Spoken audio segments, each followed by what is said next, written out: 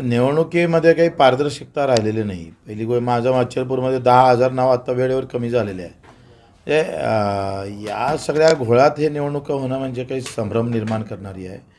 मला असं वाटतं की हा घटनेने दिलेला मूलभूत अधिकार आहे. मतमाराचा जसा अधिकार आहे तसं माझं मत मला भेटलं का नाही भेटलं हा पण त्या मतदाराचा अधिकार आहे आणि निवडणूक आयोग ते मत दाखवू शकत नाही. माझं निवडणूक आयोगाला चॅलेंज आहे का माझं मत मला भेटलं हे दाखवायची तुमच्याजवळ काय तरतूद आहे, काय सिस्टीम आहे तुमच्या या EVM मशीनमध्ये ते दाखवली पाहिजे. आणि म्हणून आमची मागणी काय आहे, काँग्रेस आघाडीची मागणी जरी बॅलेटची असेल तरी मी EVMच म्हणणार आहे. EVM मशीन असू द्या, पण जो VVPAT येतं ना तो जो काही दिसतं आम्हाला तो आम्हाला नावागिवासीत आमच्या हाती आला पाहिजे, आमची सही घेतली पाहिजे आणि VVPAT क्रमांकासहित आम्ही तो मतपेटीत टाकला पाहिजे. म्हणजे काय होईल, EVM मशीन पण राहील आणि VVPATच्या याच्यावर जर वाटलं तर ते मोजता येईल. म्हणजे बॅलेटची गरज नाही, बॅलेट पेपरची गरज नाही. VVPAT जो हाती येतं माझं मत कुठं गेलं, काय होतं बॅलेटमध्ये, बॅलेट क्रमांक याचा, नंबर राहायचा, नाव लिहायचं, मतदान क्रमांक राहायचा आणि सही राहायची.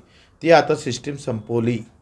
म्हणजे तुमचं मत हवेत आहे, तुमचं मत तुम्हाला भेटलं का नाही भेटलं ही सिस्टीमच कोलॅप्स करून टाकली आणि इथंच BJP जिंकलेली आहे. हे कटकारस्थान आहे, हे एक कटकारस्थान आहे. दुसरं, शहरातल्या निवडणुका पहिले घ्यायच्या, अर्धे अधिक शहरं हिंदू मुस्लिमच्या नावावर निवडून येणार, त्याच्यात पुन्हा BJPचा फायदा होईल आणि त्याचा परिणाम ग्रामीण भागावर होईल आणि तिथून पुन्हा एक विजयाचा वातावरण महाराष्ट्रात निर्माण कसं करता येईल तर त्याचा एक व्यवस्थित मला वाटतं इथे गेम BJPनं व्यवस्थित केलेला दिसतं. आता जोकासू STP या अत्याधुनिक जॅपनीज तंत्रज्ञानाने सुसज्ज, quick installation, energy efficient, noiseless blowers, low maintenance या आणि अशा वैशिष्ट्यांनी परिपूर्ण जोकासू STP तंत्रज्ञान प्रकल्प उभारणीपासून ते विक्री पश्चात समाधानकारक सेवा देणारी, भारताबरोबरच परदेशात देखील प्रकल्पांची यशस्वी उभारणी करणारी company Deccan water treatment private limited.